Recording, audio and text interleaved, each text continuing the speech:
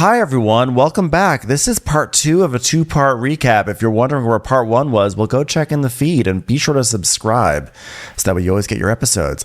But enough of that. Let's get right back into the episode. So, she's like, but Dennis, he's been so professional. I mean, the songs are paid for. And Kenny's like, and you're being talked about like you're a whore. Have some self-respect. And she's like, what? And Cynthia goes, oh, no, not a whore. A hoe we can rock with. A hoe's almost a compliment, but a whore, that's very bad. So then they start talking about Shamia, and Cynthia's like, by the way, Angela, have you spoken to Shamia since she kicked it off? And Angela's like, no, Shamia went hard on me. And Drew's like, well, we did hang out, and they say that like they got into like a little thing. And Angela's like, I just asked Shamia, like, why did you ask her that question from the group? And then she just went off. She said, well, I didn't ask Drew if she fucked Dennis. I didn't say that. And Ken's like, she 100% said that. Am I crazy? And she didn't say that. She said, is it true that you are dating Dennis now? And so we come back and Cynthia's like, well, I'll never hear that. Wow. How did it end? And Angela, she says that she just stormed away. Now Shamia's mad at her and she's shocked. And she's like, well, someone's like, first of all, Portia doesn't need anybody to help her. Oh, Cynthia says that. She's like, she's fine. She'll gather somebody if she wants to. And she goes, well, I will say, Portia reached out to me the day after Shamia's birthday, and she said, we need to talk. So that's where we are now. She said, let's do this somewhere you can afford. Please pack a sandwich. We'll just stop at a park. So Cynthia's like, well, I'm going to leave you with this. Baby daddies hit different. So now we go to Shamia's house where she's catching up with her sisters, Tawana and Glenda. And I'm starting to get a little nervous that is it going to be that every time we go to Shamia, it's going to be like her with her family, just like talking about shit, about family stuff. Like, she's bringing in like the sad dramatic stuff, It's like, listen, I know she's gone through a ton with these kids, and I think we all support her. But I'm like, oh, is it going to be that like every time we go to Shamia, it's like, and then today, I've been going through so much. My child. I'm like, I don't know if I could go through a crying over my child thing every single time we go to Shamia. Like, it's getting, I know we're only 3 episodes in, but it's getting a little old for me. It's real. You're like, could your kid please heal quicker? Because you're eating into my time. It's real. It's real. So, it's real. But I'm also like, every time we go to Shamia, it's kind of this. And I'm like, I don't know. Yeah, but there's a lot of real stuff that happens in life that I don't want to dwell on. I just ignore it. That's why I talk about this all day. I don't want to talk about your real stuff and your real pain. Okay? Fast forward this. So that's what I did. So good luck to the kids. I hope they're... Yeah, basically, it's that her daughter needs to get her tonsils out. And she's like, now her tonsils have to come out. I'm like, well... I had to rewind that because she made... This was such a dramatic thing. So she's dramatic. Like, first what happened with Shiloh. And we know that that's really dramatic, She's like, and all this happened with Shiloh. My other daughter just doesn't want me to go to the hospital. Now I'm trying to copy up again. Can I even do this again? And now Shia has to get her tonsils out. I was like, tonsils? I was like, what? Shamia. You have to build on the suspense. Like, Cheyenne needs something worse. You know what I mean? You can't go from the devastating Shiloh news to tonsils out. I mean, come on. I was actually glad that it was just tonsils, but I was like, I know, me too. Like, ultimately, it is good. That's just tonsils. But she talks about how her sisters have been there for her, and when things were really tough with Shiloh and everything, her sisters would like pick up, like Shia from school, and it's just basically like it takes a village, yada yada yada. Very nice, kind of boring, but like great village. We love it. I want to see more of the elevator. Her journey is it's boring. Okay, so next scene. Now we go over to Angela and Charles, the grumpy ass husband I need. Now, I've been thinking about all these properties that they have. This is too many properties because she's obviously just starting out where she's like, and now is where I prove to Charles that I can actually handle his money by buying 5 houses at a time. I'm like, oh no, that's too many houses. This house that I'm going to welcome America into has an open concept, but then a staircase in the middle of the concept that goes down to hell. Like, where was it was just this like a big room. And then like a staircase right in the middle. I was like, what? Why is there a staircase? I think that staircase was originally not an open concept, right? And there were originally walls. And that staircase made sense where it was, but they clearly took down the walls, and it was just a big open room with a staircase in the middle of it. No, I've seen those kind of staircases before where it's just like a big rectangular hole in the floor, and then they put a railing around it in the middle of the floor. It makes no sense. I hate that style. I can't believe they kept that. Like if you're going to get a house and redo it, you need to put a proper staircase in. That shit's crazy. Staircase in the right place. What are you, a firehouse? You know what I mean? Get a pole. What are you? What are you? Drew Sidora singing? Do it right. Ralph's just down there. He's like, I'm almost finished installing the light switches down here. We call those Ralph ladders. So, so Angela's like schlepping in all this heavy stuff, and then finally like Charles shows up, and she's like, "Well, thanks a lot. Like now they've taken in all the heavy stuff." He's like, ha. So they go in, they bring all the stuff inside and everything. They look around the house, and she's showing him all the stuff that she's done. She's like, look at what I've done here. We see before and after. It's like a nice house, a perfectly fine house. They didn't do that much. Let me just say, it wasn't that drastic of a before and after. Fix the stairs. You got to fix that. So the stairs. Now we find out she wants a vow renewal, and he's like, fuck, man, I'm exhausted. I'm old. Why do I have to do this? She's like, you have to. We're on a TV show now. It's my turn. So then she tells us this sad story. She tells us what made him sad in the first place. We get his origin story. So at 2017 in Madison Square Gardens, that was a rough time because Charles was attending a game and the owner doesn't like Charles. And so he called security to escort Charles out. And that was right when they were married. And then he needed time to heal. I was like, damn, that's getting kicked out. How many places have I been kicked out of? I'm fine. Well, maybe I'm not fine. She kind of like played it down because I remember actually when it happened. It was kind what happened? It was, tell a non-sports gay what this means. I'm hazy on it, but like he was in there and he did get kicked out. It like made like news. It was trending all over Twitter. It was on the news everywhere. All the everyone on ESPN was all like a buzz about it. It was a thing. I don't really remember the details of it, but I know that people were shocked because Charles Oakley is like Nick's royalty, and so for him to get kicked out of MSG just was like, it felt like rude. But I don't remember all the details around it, but I just know it was like, okay, well here it is. It wasn't we have AI, thankfully. Yes. Why did Charles Oakley get kicked out of MSG? Charles Oakley was ejected from Madison Square Garden and arrested. Oh, she missed that part. After an altercation with security guards stemming from comments he made to Knicks owner James Dolan, and was subsequently banned from the arena. Yeah, during a Knicks game against the Los Angeles Clippers, Oakley, who had purchased a seat near Dolan, allegedly made comments directed at the owner. Security approached him, an altercation ensued, with Oakley being escorted. Charges: he was charged with 3 counts of assault and criminal trespass. He pantsed James Dolan. It was awkward. He took down the pants in Madison Square Garden and he went to jail.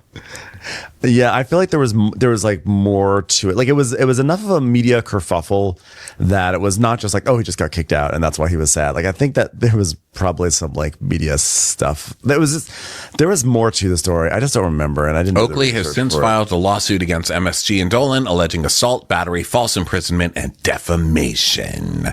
But the case against him is assault and harassment, and that was dismissed.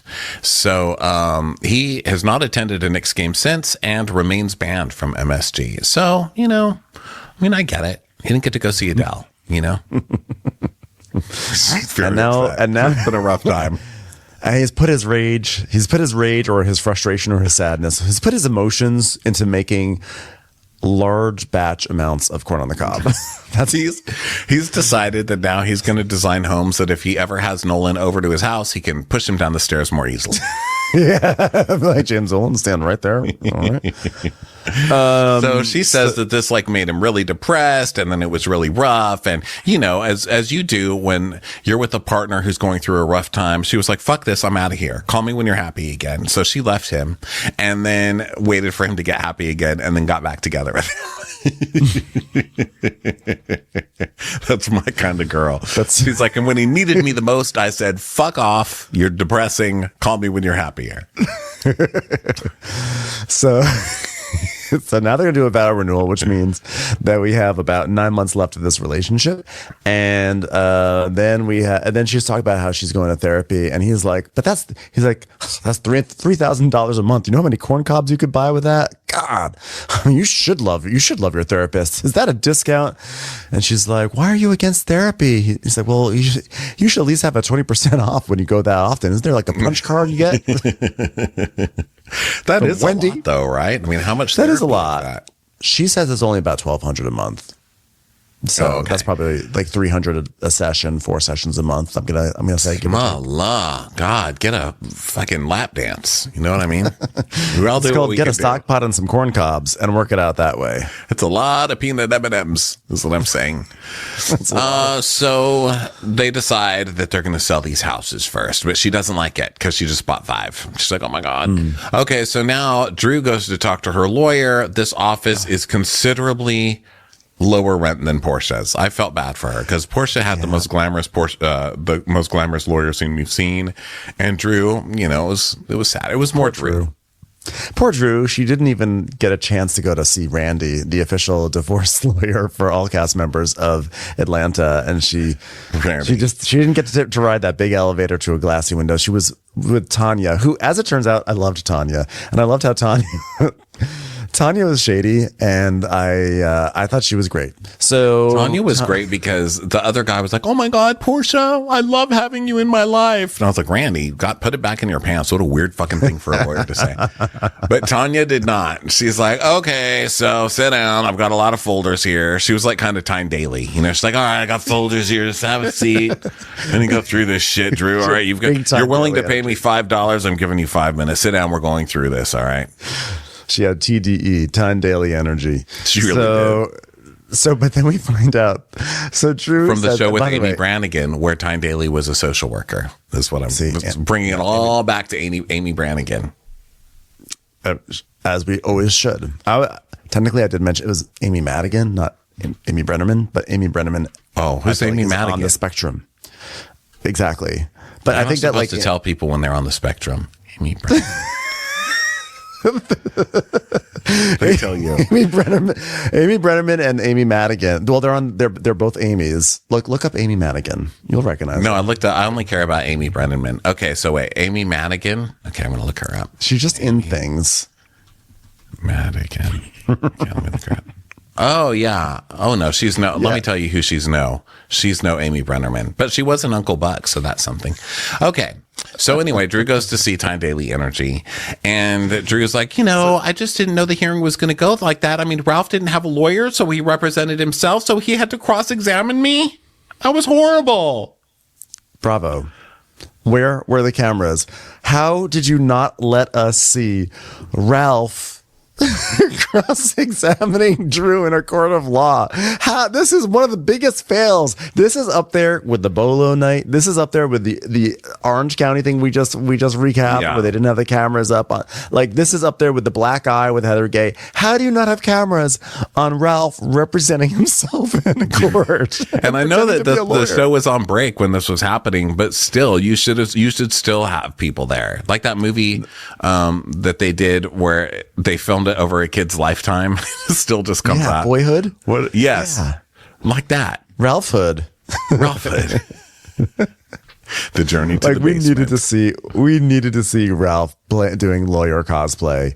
So then Tanya's like, it was actually a confirmation of all the things you've ever said about him and his controlling and manipulative nature, and you've been doing this for a long time, and we filed in 2023, and we have a hearing coming up. And she basically says that he has been like they needed documents from Ralph so that way they know how much he's going to pay. And so he handed over a giant stack of documents. And then when she looked through them, almost all the documents were Drew's documents. And so he just handed a big stack. So it looked like he was handing over a lot of documents, but he didn't actually hand over any of his own documents. He doesn't do anything. Ralph doesn't do anything. His businesses were writing a book about fatherhood, about her son. And then what else did he do? He tried to produce music, and he played music at church. What else did he do? He just said financial a lot. Yeah. And then also Tanya says, I love, this is my favorite thing that Tanya does. She goes, so now currently the divorce file is sealed. So So only the judge knows what's in it.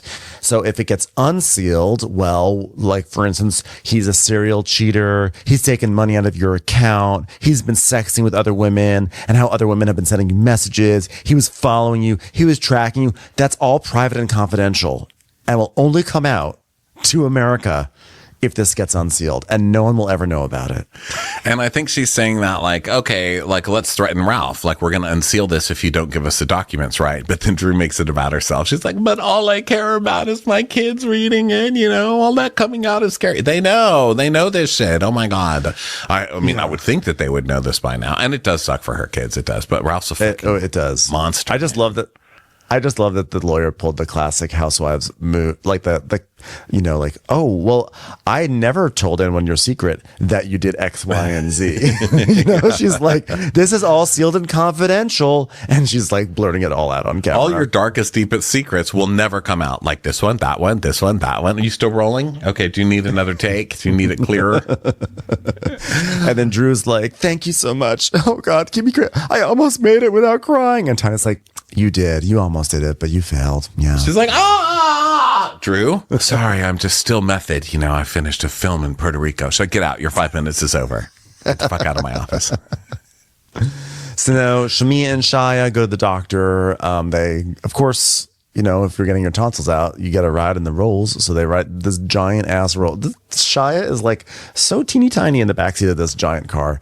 And it's really cute. They like pull up to the hospital and Shia's waving at her doctor and they bring her in.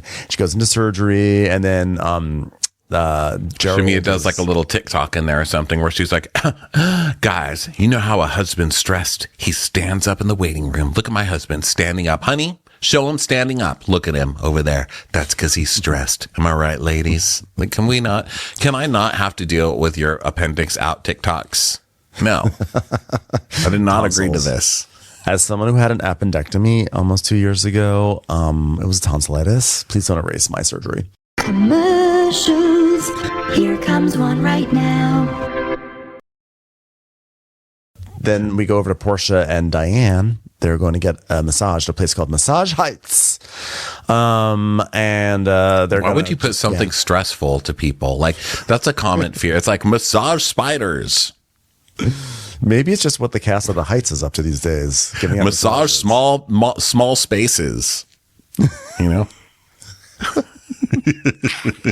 Massage agoraphobia. Yeah. Why would you make the word massage in with like a common fear? It's so weird. It sort of sounds like a neighborhood. Where'd you move to? Oh, it's this great place called Massage Heights. Massage Heights? Sounds terrifying. Okay, so Portia, so they're just making small talk, but then they start talking about how hard it is for Portia to deal with everything that she is dealing with Simon, who seemed like such a good person. I mean, how could Simon not be a good person? We also get our annual disclosure from Portia about her mom, which is, my mom, she's my confidant, my support system, my prayer partner through this divorce. I'm like, we know she's been on the show for like 10 years now. You don't have to keep it. You don't have to keep pitching your mom to us. We get Diane's role in your life. Yeah. So Portia is saying this is harder than her first divorce, which that's another time she was locked out of the house. Remember, Cordell locked her out too. So Portia, first of all, Portia needs to learn to just get a locksmith. That's a good thing to see. And then also better taste in men. Better taste in men would also be helpful. Well, that would be helpful. But yeah, I guess the Cordell thing, she that was easier because Cordell communicated with her, which I find odd. But this one, there's no communication. Cordell was like, icon queen, yes, I'll get this divorce. Yeah, he's like, we're getting a divorce everywhere else, but I'm still a huge fan. Huge fan. Can you get me these autograph for me? Can you sign these papers for me? She's like, there's no place for me to sign. I know, I just want your autograph. This has nothing to do with the divorce. So she's like, normally you'll have a conversation, but I even reached out to his pastor, which I mean, listen, Simon is going down for fraud, lying, stealing, a lot of stuff, but I'm sure he still goes to his pastor regularly. Like if you really I just went straight to the religion. I'm sure it goes deep with Simon. Yeah. She also tried to reach out to his family, and she explains that, like, in America, if you're going to break up, essentially, a marriage, you file for divorce. But in Benin, the culture is you actually go through the family. The family, like, works it out and intervenes. And she was hurt because she went to the family, and the family was like, just deal with the American legal. We don't want to deal with this. So she was, like, really upset about that. You've been married 5 minutes. You're not going to turn 5 minutes of your life into 10 years of mine. Bye. They're like, you're not the first person this happened to. We're not getting involved this time. Yeah. Here's Randy. So now she's talking about Shamia, and she's like, I can't believe Shamia, because I was like, isn't this where she's she told me that she met with Kelly and Britt, and they were talking about me, and I'm like, this isn't fun, I don't want to hear about all of these hating women. And Diane's like, well, why would she want to tell you everything that somebody's been saying? I mean, she shouldn't do that. That's hurtful, Portia. It's very hurtful. So even Miss Diane's gonna come on here and promote the storyline that Shamia did something bad. Yeah, and she even says something to the effect of, like, well, you always have to question the dog that brings the bone. And I'm like, fast forward to the reunion, Shamia saying, you called me a dog, your mother called me a dog. I know that's what's going to happen. But also, just as far as that saying goes, the dog that brings the bone is a good dog. Yeah, it's a good dog. Like, it's a trained dog. It's like doing like the most dog thing. It's like it's a faithful dog. That dog has actually succeeded, because there are a lot of dogs that just dig holes and there's no bone in sight. Sometimes dogs just dig in a floor. They'll go to a carpet and they'll just start pawing away. I'm like, you can't even dig there. You're a stupid dog. But like a dog that actually finds a bone and brings it to you. Like Bueller doesn't bring a bone. If I throw a bone, he will go pick up the bone and then stare at me across the yard and be like, "Come get it, bitch. Come fucking get it." And what if the dog takes the bone to another person? That's not loyalty. If a dog brings you the bone, that's a good dog. I'm just saying. It's a bad turn of job phrase. Description. It's like it's excelling. It's me. We just had a whole discussion about dogs, but if a dog brings the bone, it's like, well, what more could you ask for, really? Like, what do you want to do? Like, buy you a car? Yeah. So they're trying to make this a thing with Shamia, which I don't like. I think it's unfair. So then we go to the Beaumont. Let's go to Beaumont. All right, let's go to Beaumont. So, Succession music. Cue the Succession music. Or as Karen would say, secessions. Cue the Secessions music. So Kelly's like, I'm hosting my event at Beaumont.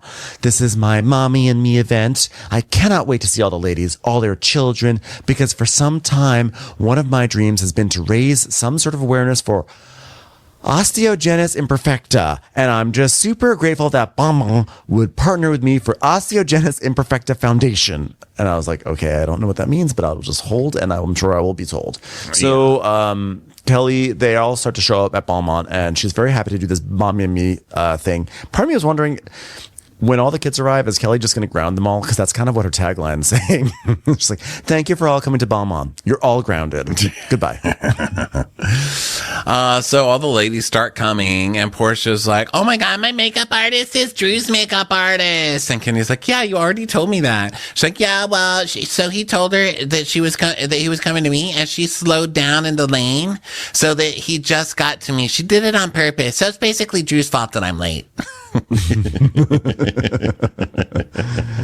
So then Cynthia arrives, and she has a fun wig on. I don't know how you describe it. It's kind of like a mushroom thing, but it looks great. It's like a Joyce DeWitt. I call it a Joyce DeWitt, and I loved it on her. And other people are showing up, and Cynthia's talking to Portia, and she's like, girl, I know this has been hard. I just went through a regular divorce, and I can't imagine having to go through all the back and forth and dealing with that whole social media thing. Luckily, no one on social media cared about my divorce, so I never had to worry about it becoming a topic of conversation. And she's like, this is someone who was around baby hot dog. This was someone I trusted. And he completely turned into a monster. Who would have thunk? She's like, yeah, don't keep it together, Portia. If you don't have to keep it together, don't keep it together. Be weak. Be weak if you need to be weak. There could be good days. There could be bad days. But you know what? You take the good. You take them bad. You take them both. And there you have the Joyce DeWitt. The Joyce DeWitt. Wait a second. Those are two different shows. Even I know that. There's a time you got to grow, and show you know you're growing. And now you know about Joyce DeWitt. About Joyce DeWitt. Well, since I'm a completionist, I might as well end on this note. Portia, if you ever have any issues, come on, knock on my door. Come on, dance on my floor. We'll be waiting for you. Where the kisses are hers and his. Three's company too. Thank you. So then Angela is talking. She's like, well, I need a scene, so I'm going to fight with Shamia. I'm going to work this out. Sorry. I just loved looking at your face while I was doing that whole thing. You're just staring at me. I was reading notes. I was like, where do we pick up? To me, I was like, sitting here just cracked out. Cynthia talking through Three's Company. I just see your face like, okay. I was like, if I contribute to this, we're going to start the Judging Amy theme. I know it's coming. You just had this look on your face like, just don't say anything. Let Ben get through it. I just pulled a muscle in my side now. Let him play it out. Just let it. It's like a flame. Just let it just go. And then I don't want to bring family ties in. I just saw a lot of things coming down the pike that I was like, how long do you need this recap to be? No, I was just reading notes. So then they're talking. So Angela basically announces to Cynthia, she's like, do you think I have time to speak with Shamia? And she's like, oh, I forgot about Shamia. I was trying to go over to get Portia together. Auntie Cynthia, here, where do you need me? Do you need me to support you with Shamia? So now Portia's like, Shamia, have you talked to that Angela girl? She goes, oh, the one from the 90s? She came from a block party in a time capsule with a retro nose? Like, oh no. I was like, what? Portia goes, came in from a time capsule. And Shamia, she like sucks in her nose and everything. And she's like, yeah, it's a little petty, I know, but I welcomed you into my home. You ate some of my cake. And then you're going to come here with a nasty mouth. I've got nothing for you. Yeah. I didn't know how I felt about the nose shaming, but I did, even though I've done it for like an hour in this episode already. But I did. I'm not nose shape shaming. I'm nose sound shaming. But I did love the, what did I love? The nose shaming. Oh, I love the actual nose impersonation that she did. I've never seen anybody do that. Like she literally sucked her nose so hard that the sides of her nose just like went straight in and became a skinny nose. I don't think I've ever seen anybody do a nose impersonation before. So I'm going to hand this one to Shamia. Yeah, it was pretty low down, but it was funny too. So Brittany, the store director, is like, hello, everyone. I'm Brittany, president of Local Bonbon. And I just want to say it's been such an honor having all these children in our store getting their fingerprints and their juice boxes all over our expensive couture. Thank you so much for bringing these little rugrats into Bonbon. Please buy things because I'm desperate for sales. Desperate enough to do charities that allow children in. So please buy a purse. So Kelly explains what this charity is for, and she explains that basically osteogenesis imperfecta is brittle bone syndrome or disease, which is really, and she says 3 of her kids have it, which is really like that's. I saw a documentary somewhere along the way in the past few years where someone had it, and they talked about just it was constant surgeries, constantly breaking their limbs, bones. It's like really scary and difficult disease. So I know I saw that documentary.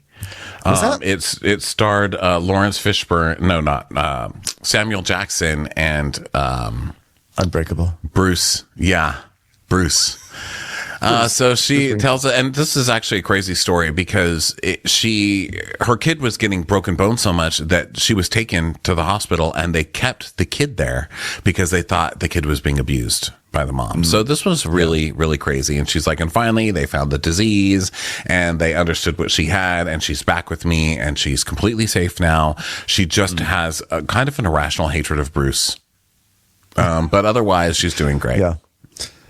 Man, my heart goes out to those kids. That's crazy, isn't it? That is such like a random disease that the kids have. That's insane. Oh my God. I feel bad that they have to. I didn't know that was even a real thing. I really did just think that was from that film. No, it's a real thing. And, I feel bad that they have to live with that. But at the same time, I'm sure they have found ways to do it and everything. And it's not about pitying, but it's just like, man, that is hard. So so then Drew arrives. So that's why the kids carry 17 purses. They have to have cushioning. So Kelly does this whole speech that it's very moving, and it's like, you know, you're like, damn, like you have a moment where you do have to, like, amidst all this, you say, wow, like these kids they have to deal with a lot, these kids, and they should not have to deal with it because they're kids and they're dealing with a lot. It's a halting moment, and it's beautiful and lovely. So of course Drew Sidora misses the whole thing. So somehow Drew Sidora, who had first dibs on the makeup person, then somehow winds up showing up later after Portia. She shows up 66 minutes later and misses the whole point of this entire Beaumont event was this speech by Kelly. Shitty. Yeah. So she comes and they're like, have you spoken to Portia? Are you going to fight with Portia today?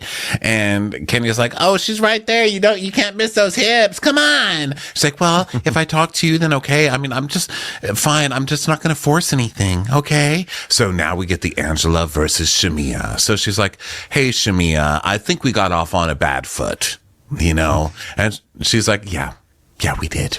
We sure did. We got off on a bad foot. Angel's like, well, that's just not the temperature of the room that I like to operate in. And so if there's any time that we can talk, and then Shamia's like, well, I would love to talk, and I would love to meet Angela, not Drew's representative. And she goes, okay, well, that was Angela who you met. That was. And she goes, oh, really? So you speak on Drew's behalf? And she goes, I will if I want to. And she's like, okay, well, then we don't need to talk about it because your feelings are what your feelings are. And she's like, okay, and so are yours. And she's like, yes. And so I'm cool on you. Thank you. Thank you. You are dismissed. Angel's like, oh, you're cool on me? Be nice then, because you're a mean girl, okay? You're a mean girl. And Shamia goes, actually, you're the mean girl. And she goes, no, you're a mean girl. It goes with your name. Shamina, you're a mean girl. And Shamia doesn't get it. She goes, actually, my name is Shamia. She goes, right, which is why I said Shamina. She's like, no, that's not my name. My name is, do you need to see my driver's license?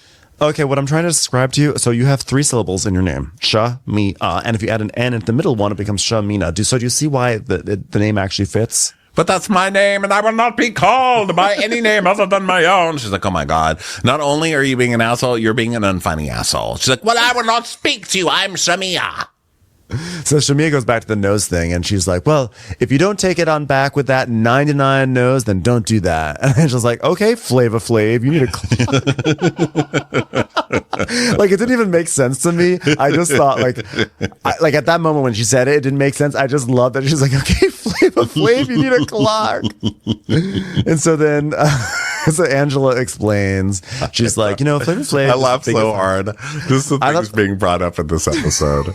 All these got Rick Ross. Now we've got Flava Flav and his big clock. But then she called Shamia Flava Flav. I was like, okay, I'm officially on Angela's side the rest of the season. She already has one of my idols from the 90s. So then Angela explains that Flava Flav, she's like, you know, Flava Flav was one of the biggest hype men, and I feel like Shamia is the loudest one in the room, and Portia is Chuck D. And I mean, she just shows up and collects her check, and Shamia does all the hard work. Oh my gosh. So she's like, oh, really? Well, we're taking over for the 99 and the 2000 with that nose. And Kelly's like, ladies, we need to know how to act in our environment. What is happening here? This is a Balmain. Yeah. And Shamia's like, well, she needs some glue to get her nose back down. And Angel's like, can someone get your nose out of Portia's ass? And Kelly's like, okay, everyone, we're just still chopping until we drop right here at Balmain. I like that it cuts to Portia, and Portia's like, I need lawyer money. I'm not buying nothing. Smart. So Britt's like, wait a minute, I heard nose. What the fuck is happening over here? And Shamia's like, oh, she's trying to read me about asking Drew a simple question. What I said was, are you dating? Are you a thing? And Angela's like, oh, really? Well, if she goes there, I would go there. And Portia's like, Shamia, you did talk about someone's nose. Like, that's a physical feature. And Shamia's like, well, she called me Flavor Flav, so we're even. Angela's like, and then Angela's saying, I'm so calm. My husband would be proud of me because I'm so calm. And Shamia says, she explains that she was Flavor Flav for Halloween, which maybe that was the true origin of the reference. And she goes, well, I was Flavor Flav for Halloween, but I just didn't know that Angela was going to be LaToya Jackson today. Yeah. Then it got to Angela, and I was like, well, that wasn't too far off. So Britt's like, I don't want to laugh, but she does kind of look like LaToya Jackson. I just love that they're just going into these like pop culture references of the 80s and 90s. It's like, that's all I need. And Kenya, who a few weeks from now is going to post naked pictures of Britney with dicks hitting her face or something. We haven't seen it yet, so it's just a rumor. Is like, but wait, how do you insult a girl's nose? That's not right. Morally, where does that come from? And Portia's like, why are y'all stuck on the nose? I mean, she called her Flavor Flav. I mean, tit for tat. Ladies, are you serious? You guys should have, you guys should save that for the parking lot, not for inside. Bah, ma. We don't do that over here in Phipps. You do that in Lenox, but not in Phipps. So now the party is going on, and Shamia is telling Drew, thank you for hearing me out. And again, I apologize for the other day if I embarrassed you. That was not my intention. And Drew's like, I appreciate that. I wore my Ivana wig. It was a very important wig. And to be dressed down wearing an Ivana wig is very difficult. I'm sorry, Shamia, if you can't hear me. I was screaming all weekend on set for a horror movie in Puerto Rico, so I have to speak a little quietly. I would have a more emphatic response to this, but my voice is gone after my method acting in Puerto Rico. I was in Puerto Rico running from a killer. It was very, very scurry. So then Kelly announces to us that they raised about $30,000. Well, they people spent about $30,000. They raised a lot of money for the charity and everything. And then Drew goes up to Portia and she's like, Portia, you said you wanted to talk. And Portia's like, yeah, no, I'm feeling good this week. So I'm not feeling good. So let's do it next week. And Drew's like, but we can talk now. It's like, no. Rather not. And everyone's like, oh, okay. Yeah, she's doing the Craig, where she's like, we're going to talk on my own time. I am a business person. So then we see the kids. Oh, sorry. Well, Portia explains why, because then she says, she was like, I want to talk to you. And I was like, oh, you want to talk now? Where's this audacity coming from? And then I look back and the audacity is behind me with braids. I said, oh, her sister's here. She brought Heavy D out. I'm not going to get into this with two people. It's like just one 90s reference after another. Heavy D just doesn't even oh my God. Like calling Allison Heavy D. I don't even it doesn't even. Oh man. Yeah. So she's like, I'm not even about to get into this with two people on me. So Drew's like, I mean, girl, you texted me that you wanted to talk and now you don't want to talk. I mean, you can definitely come to the studio and we can have a conversation, but in a song, I don't know. Will Dennis even be there? Probably. He's supposed to be executive producing this album. Oh, my bro, who's only my producer and not my friend at all. And Portia's like, get me out of here. And Kelly just says, that's a wrap. I'm sorry. Can we just do that work waffle? And it's a waffle. It's a waffle wrapped around a sandwich and mama. And that was the end of the episode. So I was cracking up. So funny. Love it. Thanks everyone for being here. Hopefully we'll see a bunch of you this weekend. And stick around for all sorts of fun recaps this week. And we'll catch you in the next one. Bye, everyone. Yeah, and rejoin us today on Patreon for some White Lotus coverage. Bye. Bye.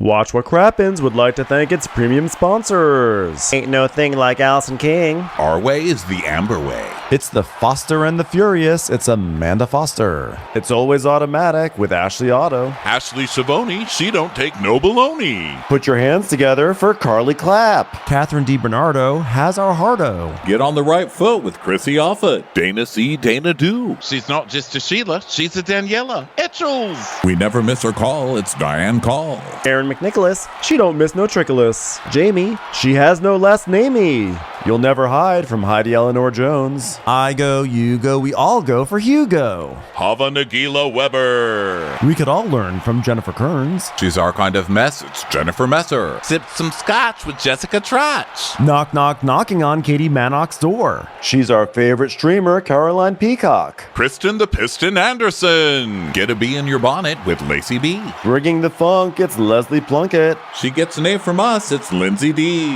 Let's give a kisserino to Lisa Lino. Fresh as a daisy, it's Maisie McHenry. We love her on the rocks. It's Melissa Cox. Megan Berg. You can't have a burger without the Berg. This is Livin' with Michelle Vivian. I love ya, Olivia Williamson. Tastier than Flanderson. It's Rachel Manderson. She sure is swell. It's Raquel. Yes, we canna. It's Savannah. Cast a spell with Shannon Spellman. Let's share with Sharon Eldridge. The Bay Area Betches. Betches. And our super premium sponsors. She's VVIP, it's Amanda V. Can't lose when you're with Amy Baldwin. Somebody get us 10 cc's of Betsy MD. She's got a leg up. It's Beth Ani. We're taking the gold with Brenda Silva. Let's get real with Caitlin O'Neill. Don't get salty with Christine Pepper. Can't have a meal without the Emily Sides. Who, what, why, where, and Gwen Pentland. It's our queen. It's Queen Laifah. Nobody holds a candle to Jamie Kendall. Know your worth with Jason Kurth. We got our wish. It's Jen Plish. She's not harsh. She's Jill Hirsch. She's a little bit loony. Junie. My favorite Murdo, Karen McMurdo. She gets an A, it's Kelly B. We love him madly. It's Kyle Pod Shadley. We're ride or die for Lisa Ryder Barron. She's a whiz. It's Liz Sarthy. Always killing it. It's Lola Alkalani. The incredible edible Matthews sisters. She eases our woes. It's Melissa St. Rose. Give him hell, Miss Noel. She's the queen bee. It's Sarah Lemke. Shannon, out of a cannon, Anthony. Let's take off with Tamla Plain. She ain't no shrinking Violet Kuchar. We love you guys.